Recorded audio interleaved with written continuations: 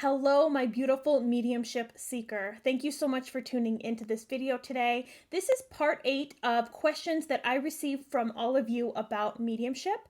If you have a question that you would like answered about mediumship, mediumship development, how you can become a medium, send those questions my way by leaving a comment in this video and I will answer it in the next one. This is part 8, so I do have other parts 1 through 7 in a playlist in case you want to go back and check some of those out to see what those questions are and my take on the answers. So without further ado, let's get into the questions for part 8 of mediumship development questions. All right, let's just dive right into it. I have my iPad right here ready to answer your questions. The first question is, I have only practiced with photos. How can I take this to the next step and practice without? This is going to seem easy, but maybe a little bit harsh. You have to just do it. You have to jump into it and go for it. There goes my dog. You have to just jump for it. Go for it. Put the photos down and trust in yourself. Trust in your heart. Trust in your abilities. Your soul is connecting to other souls on the other side. So you are able to connect whether you have the photo or not. It's really about trusting and believing in yourself and your abilities. It's so easy to get stuck on this thought that we have that we need the photo. We have to have the photo. And when you're first starting out and practicing, I loved using photos. I have photos in my mediumship development course that help my students. So they're a great way to practice and start out with and learn from. But when you have it as like a crutch, as something that you have to have, it really does hinder you. So the best advice I can give you is to jump for it, go for it, dive in, put the photos away, trust in yourself. You are an amazing medium, an amazing soul, and our souls all connect soul to soul. You don't need that photo. So the best advice, drop the photos and go for it. Give those practice readings. Let your sitters know. Maybe you're a little bit nervous. Maybe you've only ever practiced with photos. People will be so understanding and so ready to help you take that next step. Question number 2 is, as a medium, how do you feel about receiving readings? I personally love to receive readings, even though I am a medium and I can connect to my family and friends on the other side, because I like to really have that person who doesn't know me, who doesn't have that connection, who doesn't have the thoughts and the memories with my family and friends, because as such, sometimes maybe my own thoughts or memories get in the way of what I'm receiving. Sometimes I'm not unbiased to what I'm getting. I like to get readings from other mediums to make that connection. Even though I can make it for myself, it just gives me something different, something more. And I've really found too that when I connect with other mediums, it's a lot easier for me to receive and get information because I'm so open to the process, because my soul is so open to it. So getting readings from other mediums is something that I still love to do, even though I can connect to my friends and family. There is no shame, I guess, if you want to use that word. I don't feel it's the right one, but you understand what I'm saying. There's no shame in getting a reading from somebody else, even though you're a medium, because you have that connection. Sometimes it's super hard to distinguish what a memory that you're having is from a piece of information that your family or friend is giving you from spirit. So getting a reading from another medium is fun. It's exciting. I like to see how other mediums work and how they go through their processes. I just love the connection with other mediums. So if you feel that you want to get a reading from another medium, go for it. Absolutely. When I first lost my father, and I hadn't really stepped into this ability yet, I did go to different mediums. I did see different mediums, and the experiences that I had from all of them were different, but they all were amazing, and they all gave me different pieces of information. They gave me different connections, and just trying out other mediums and experiencing other mediums, I think also helped me build my skills up, build my level up, because it helps you to see that we're not one size fits all. And we all have our own way of doing things, our own personality, our own ways of connecting, and it just really makes it fun. So thank you so much for this question. I love it. Question number 3 is a great one. Do you experience sleep problems now that you're doing mediumship? I find that I'm really afraid, especially at night. I feel like something is there. This happened to me in the very beginning of my mediumship journey when things started to open up for me and I started to experience mediumship and experience different energy and feeling and knowing what energy is and how to sense it around me. And I am somebody that I need the lights off, I need the TV off to be able to sleep. And when my mediumship started turning on, I had to sleep with the TV on, I had to sleep with the lights on, I had to sleep with like a fan going to make extra noise because I was so afraid. And I want to say that it's okay to be at that point. It's okay to be afraid. It's something new. It's something that you're not used to. You don't know what's happening. It's okay to be at that point. There's nothing wrong with that. But you want to get yourself to a point where you know that you are solid in who you are. You are solid in what you do. You know that you are the light. I know that I am the light. I only want to work with and for the light. I don't accept negativity. I don't accept any kind of situation going past my boundaries. So at night, once I reached this point where I was so tired of being scared and afraid, I would set boundaries. No spirits in my home, no spirits in my bedroom, no spirits trying to wake me up, no energy coming and going in my home, in my bedroom. And I would reaffirm these every night. And after a while, I didn't have to keep reaffirming them because they were solid in my belief system and they were solid in me. And I would ask my spirit team and my spirit guides, please make sure that these boundaries are respected. And now I don't have to say them anymore. It's been years since I've had to say them. And I don't experience those things in my bedroom anymore. I'm able to sleep with the lights off, the TV off, which is how I prefer to sleep. So in this moment right now, yes, it's okay to be afraid. It's something brand new. It's something that you're not used to experiencing, but spirit will respect your boundaries. Call in your spirit team, call in your spirit guides, ask them to help you set any kind of boundary that you like, that feels best and most comfortable to you. And really reaffirm those every night until you feel they are solid within you. And then you don't have to say them anymore and they will be respected. I was always so afraid of waking up and like seeing a figure at the edge of my bed just like standing there. That was my biggest fear, and it would keep me from sleeping at night. It would keep me from being comfortable. Or you would be in that sleep state where you're kind of asleep, kind of awake, like a lucid dreaming, and I was exhausted. It wasn't until I set those boundaries and I said, look, I am the light. I work for the light, period. This is what I want. And it's what happened. Now, it did take time again. You want to say it every night. You want to reaffirm those boundaries every night. Call in your spirit team. But you will get to a point where you are not afraid at all anymore and you're solid. Question number 4, why do spirits come before the reading? I have had some come a day or two before, maybe even 30 minutes before I'm meeting with the client.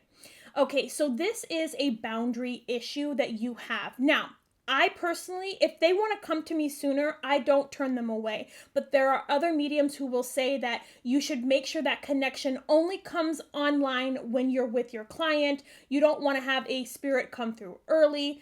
I personally like to work for spirit and with spirit. If they're coming to me early, there's a reason. If they're coming to me ahead of time, there's something that they want to say and give me before the reading. Spirit is very, very intellectual. Everything on the other side is way more comprehensive than we could ever understand. Okay, spirit knows when we're going to sit down for a reading. They know the time. They know who's going to be there. They know who I am as a medium and how to work through me. They know how to connect to me. So when they're coming through a day or two early, there is a reason for that. Maybe we don't understand it. Maybe the reason isn't something very philosophical. It's just to connect to me, work with me before they have to sit down in front of their friends and family with me. Maybe they want to learn how I work because every medium works differently. I personally suggest that you allow this. I would not allow them to give you a full-on reading, but if they want to step forward and connect to you, they want to step forward and see how you work. They want to step forward and merge with your energy to get a feel for you, for how you're going to work so that when your reading comes, they're prepared, you're prepared, your spirit team is prepared. It's like forming a bridge together, forming a circle, a group, a connection ahead of time.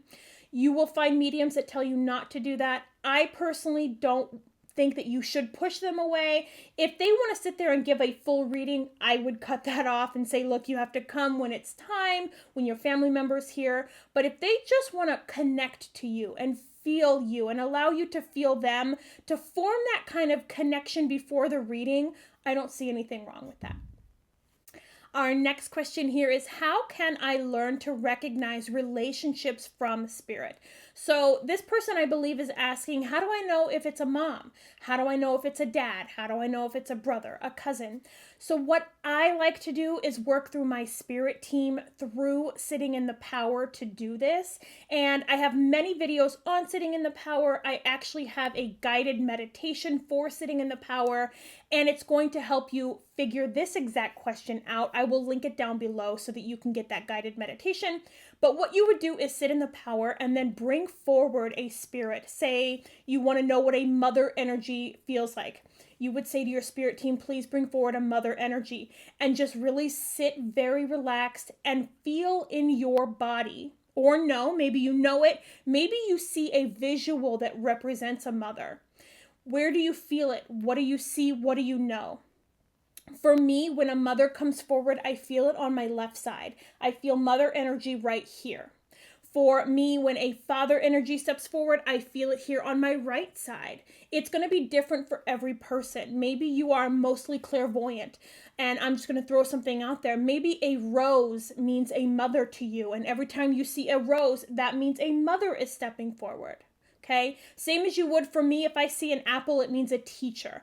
You have to learn how you work. So there's no one size fits all about how to recognize what a spirit is. If it's a mom, if it's a dad, a friend, that is going to be how you work, how you process your mediumship, and how you feel or see or know that kind of information. My advice and the best way for me that I have found to do that is through sitting in the power and calling forward different energies. Call forward a brother, call forward a cousin, call forward a male cousin on your mother's side, a girl cousin on your father's side. You're going to feel it, see it, experience it in different areas and in different ways of your body. And the more that you sit in the power and the more you call those energies forward, you will start to learn and know how it works best for you. Try that out. Please come back, leave me a comment, let me know how that works for you. It has been the greatest advancement in my mediumship, sitting in the power, working on symbolism, working on feeling, working on relationships. It's grown my mediumship so much, and I hope and I know that it will for you. Okay, here's a great question, and I love it, and it happens to all of us. So to who asked this, just know you're not alone. How come some readings are so amazing and then others are a flop? I feel like a failure one minute and then I feel like I'm on the top of a mountain the next. Why does this happen? So there are many different reasons that this could happen. Many. Too many to actually share in such a short little video answering quick little questions. But a few that I can think of are that the medium and the person in spirit don't have a kind of connection. And I want to just say how I always say it. I use Game of Thrones. Let's say someone in spirit is a really huge Game of Thrones fan, and they want to talk about Game of Thrones with their person who's here with me as my client. I am not the medium for them. I've never watched a single episode. I don't know a single character. I could not translate that. I would not understand a word that they're saying to me. So that connection could not be formed through me as a medium, because I don't know anything about Game of Thrones. But let's say another medium that I know is the biggest, hugest fan. That reading is going to go off without a hitch. It's going to be amazing. Other times there is a emotional disconnect somewhere. Maybe your client is in this angry, hurt, very depressed, saddened state, and that really does play a role in your reading. Their energy plays a role in the reading. Maybe you are connecting with somebody that's really closed off and they don't believe, and they're sitting there making you prove it. That is a block right there as well. So there's so many reasons that readings don't go amazing, and then the next one is amazing and beautiful, and the next 2, 3, 4, 5 are amazing, and then all of a sudden you have one and nothing happens.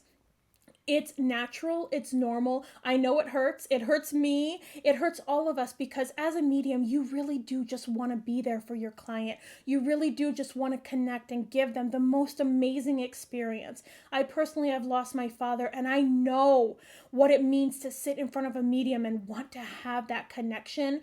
So what you can do in those moments is, if you're a charging medium, offer a refund. You could offer to reschedule, or you could offer to refer them to a different medium and see if maybe that connection works better. So our next question is, when someone who had a severe mental health or even intellectual disability passes away, what happens to them? Can they still communicate with us? Yes, absolutely. Those things that are happening to us in our physical bodies, in this physical world, they are not taken with us into the spiritual world. So if you are connecting with somebody who had a mental health, maybe a physical health, maybe they weren't able to speak, maybe they weren't able to walk, those are not taken with them or taken with us into the spiritual world. We are a whole spirit. We are complete. We are healthy. We are happy. We are one. We are together. And those physical ailments are only things that affected us here in the physical world, in our physical bodies. They are not taken with us. I personally have 3 uncles. They are my great uncles. They're my grandfather's 3 brothers. My grandfather is 93. He's still alive. His 3 brothers, 2 of them have passed away and 1 of them is still alive. And at the time when my grandfather grew up in the 30s, they called it a mental retardation, where they were not able to really communicate, not able to really speak, and their minds were of children even though they had grown into adults. And all 3 of them had different variations. But the 2 that have passed away have come through to me without those physical issues, if you will, that they had here in the physical world. They are able to completely communicate with me, to tell me things for my grandfather. They are able to show me things. They are able to talk and communicate and really connect to me in ways that they would not have been able to in the physical world. So yes, you absolutely can connect with spirits who have Delilah's back, who have passed away, that had any kind of issues here in the physical world. This is a beautiful question. I'm so glad you asked. Our last question here is mediumship something you are gifted with, or could I teach myself how to become one? I am the perfect prime example that you do not have to be born as a medium to become one. You can learn how to become a medium, how to make that connection, how to give readings for mediumship. So I never experienced anything throughout my childhood, throughout my adolescence. I never had an imaginary friend. I never was able to communicate with spirit. I never saw family or friends at the edge of my bed. I didn't have my abilities until I was about 36 years old. I am about to be 40. So for 4 years, I have taught myself. I've learned how to become a medium. I am a professional medium. I run this beautiful YouTube channel helping you do the same thing that I did. Learning how to become a medium, connecting to those on the other side. It's really brought me so much magic into my life. It's really opened up so many doors for me, and it's really advanced me spiritually. The connections that I have made and the spirits that I have connected to have just changed my life. So yes, to answer your question, you absolutely can learn how to become a medium. You don't have to be born that way. We are all born that way because we are all a soul within this body, and our souls can connect to other souls in many different ways. So yes, you can learn how to become a medium. Thank you so much for tuning into this video. I love to create this content for you. If I did not get to your question, make sure you check the other episodes. I have a playlist called Mediumship Questions. I have answered so many questions, but if I didn't get to yours, make sure to leave it down in the comments below. I will do another episode very soon answering your questions. Cannot wait to catch you later. Are you interested in learning how to become a medium? My mediumship development course, Soul Care Mediumship, is the course for you. I built my course from the very ground level up to help you learn how to become a medium just as I did. I never had an imaginary friend growing up, and I never had any mediumistic experiences until my late 30s. So no matter what your age, no matter what your skill set, you can learn how to become a medium. This is everybody's right, and everybody can connect. For more information on my mediumship development course, Soul Care Mediumship, go to my website, soulcareintuitive.com. I can't wait to see you in the course.